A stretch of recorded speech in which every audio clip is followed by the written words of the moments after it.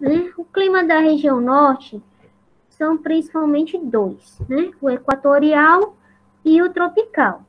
Embora ela apresente, né, mais de um tipo, climas predominantes da região, é o equatorial, tá?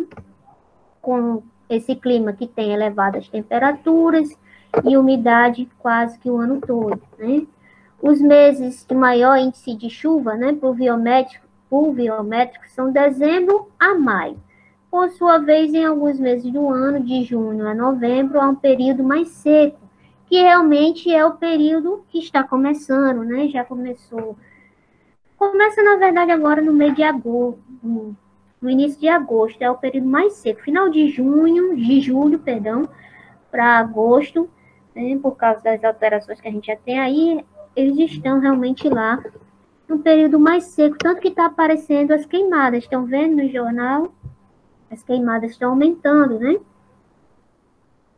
Porque diminui a umidade da região e a vegetação também fica mais seca, então muito mais propício à propagação dessas queimadas, seja elas de forma intencional, né, criminosa, ou às vezes acidentais, né? Então aqui nossos climinhas, né? Ó, aqui, como o clima da região norte predomina realmente o clima equatorial, que é um clima, eu botei aqui as características dele. E só um pouquinho de clima tropical e que influencia já na parte aqui da transição, né? Essas áreas aqui. Mas o que predomina é o clima equatorial, tá? Está próximo aqui da linha do Equador, passando aqui, ela passa lá em Macapá, né? Na capital do Amapá. Aqui Belém, né? Mostrei para vocês. Essa aqui é a chamada Ilha do Marajó. É uma ilha separada. E o rio Amazonas, ele sai aqui, ó. Ele sai bem aqui nessa bifurcação. Ele também tem uma saída aqui por Belém, só que aqui ele não recebe o nome de Amazonas. Esse rio aqui é o rio Guamá, mas ele é um braço do rio Amazonas, né? Ele é um afluente, sai dele a água, né? Clima equatorial, né? Recebe esse nome por estar o clima que tem incidência nas regiões próximas à linha do Equador, né?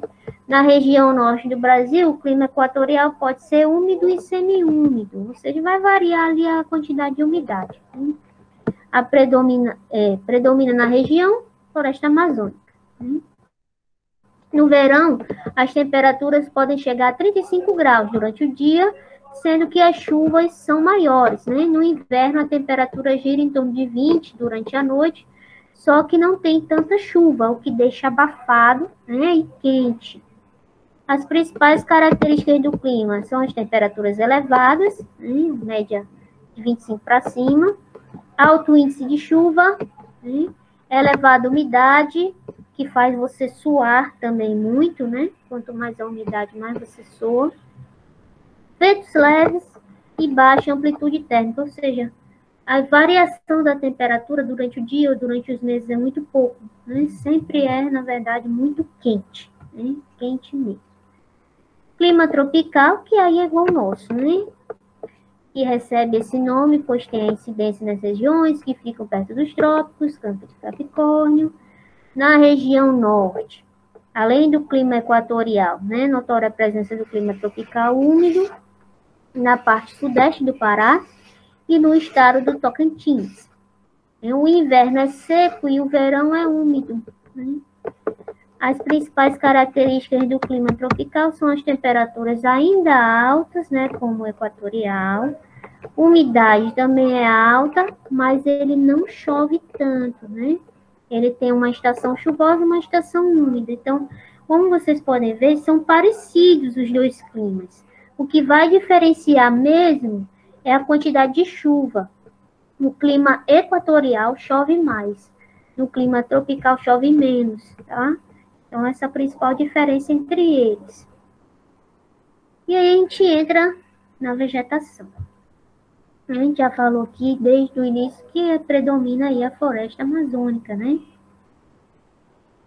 Ou floresta tropical, né? Ou floresta equatorial também ela é chamada assim. Então, a vegetação da região norte influencia diretamente no clima, sendo grande parte, né, dela abrangida pela floresta amazônica, 80% da região. É considerada a maior floresta tropical ou equatorial do mundo, né? É a nossa aqui. Suas principais características são uma floresta fechada, né, com a presença de árvores altas e pouca vegetação rasteira. O clima quente e úmido constante, né, a elevação. A biodiversidade da floresta é muito grande, né, e com uma extensa fauna e flora, né, com animais que a gente ainda nem conhece, com plantas que ainda nem foram datadas. Então, é um grande lugar de riqueza mesmo, essa floresta, né? Você vê que ela pega tudo em verde, a floresta amazônica, tá? Essa parte laranja são partes de cerrado, né, que tem aqui dentro, cerrado, dentro da região norte. Essas partes laranja, tá? Essa parte amarela são partezinhas de campos, aquela campo natural, baixado, né? Aquela graminha que a gente viu na aula passada. Então, aqui Cerrado também, ó, Tocantins, né, que está ali na interseção com a região centro-oeste, também muito cerrado, mas o resto é todo floresta amazônica. E ainda tem um pouquinho, ainda pega um pouquinho aqui do Maranhão, na verdade, a floresta, tá? É porque a gente só está vendo região norte, né? Mas a vegetação aí ultrapassa. E ela se divide, tá? A gente tem uma divisão para estudar a floresta amazônica, né? Essa divisão da floresta é em 3 tipos de mata. Primeiro, a chamada mata do Igapó. Essa mata, né, uma composição vegetativa que ocorre na área de baixo relevo, próximas aos rios, permanecendo, por essa razão, alagada. Esse é o principal fator que você tem. Deixa eu ver como é que se marca texto. Que colocar aqui. Interessante. Demora demais.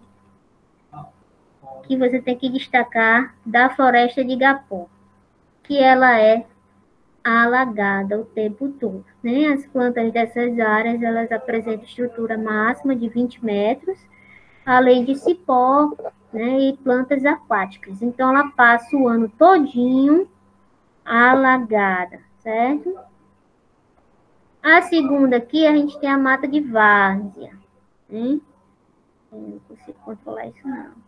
A mata de várzea, ela é uma vegetação que se estende, né?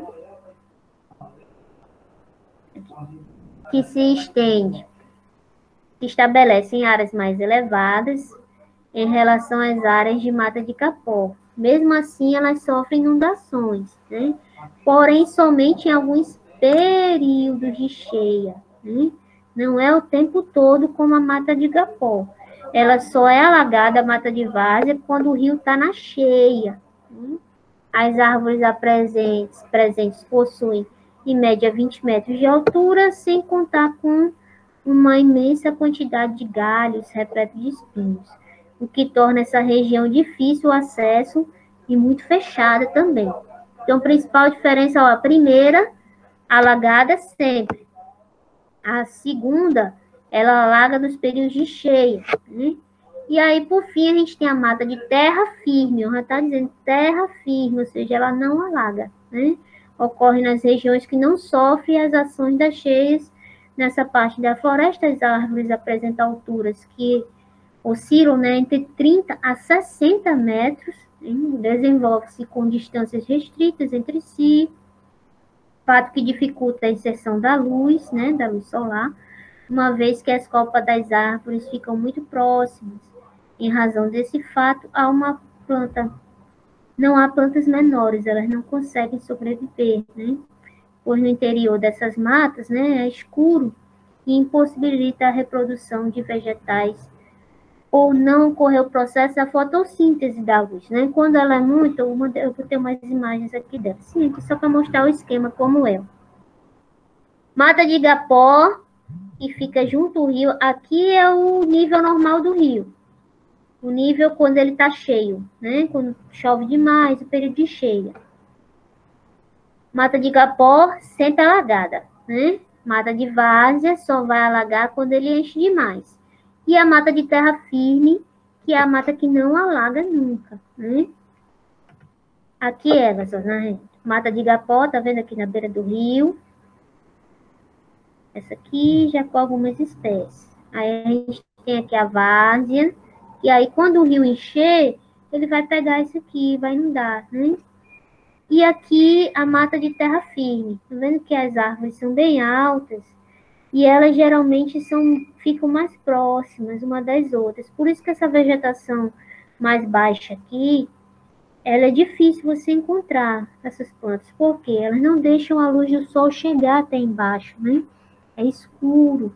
E aí não, essas plantas menores, elas não conseguem sobreviver. Então, essas são as três diferenciações dentro da vegetação da floresta amazônica.